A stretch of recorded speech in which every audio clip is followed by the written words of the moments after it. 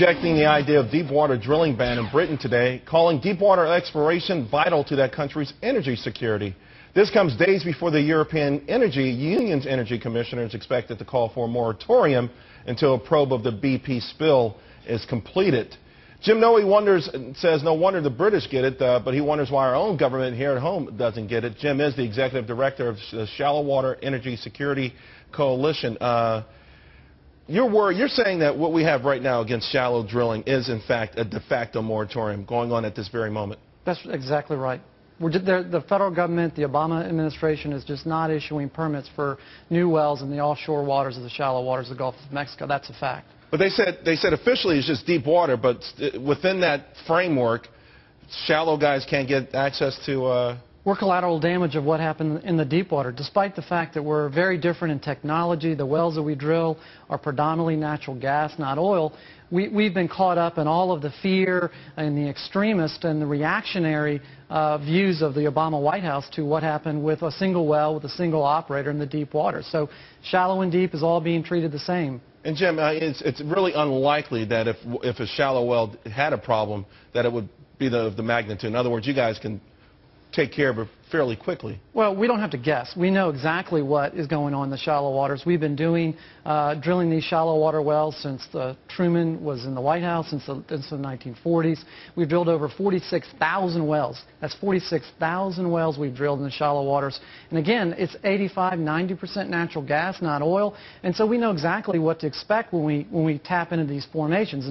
And the fact that the worst case discharge, the worst spill that was ever recorded by the federal government in the shallow waters was in 2003, and it was 10 barrels of oil.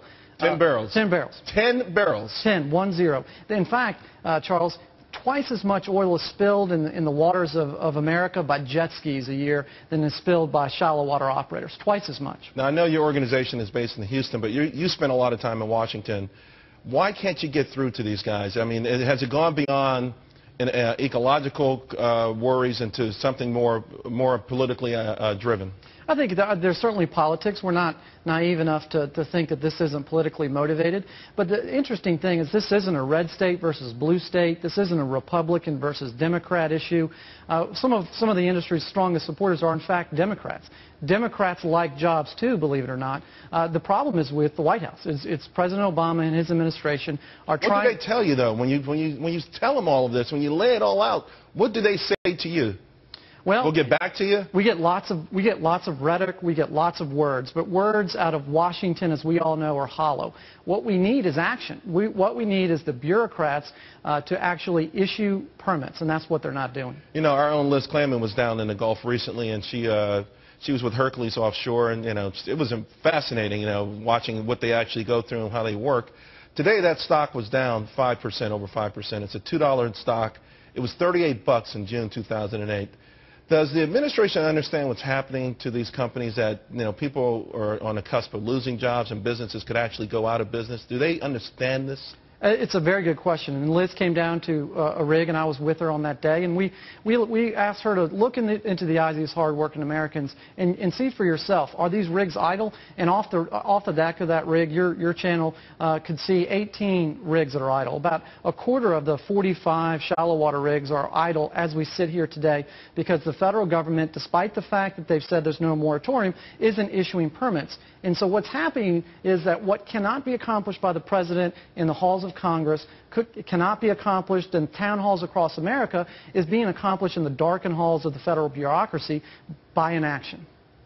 Today, the big China oil giant announced a stake with Chesapeake Energy, Shell down in southern Texas. They're going to put up $2 billion. And we've got China coming to our country, investing, taking our energy assets as we fiddle around with these moratoriums.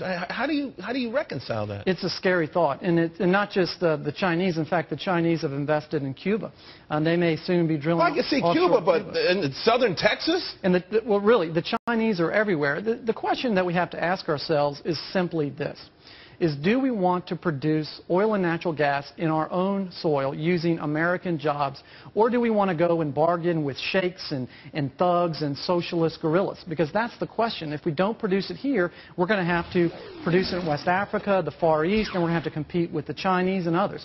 And that's the real question that has to be answered.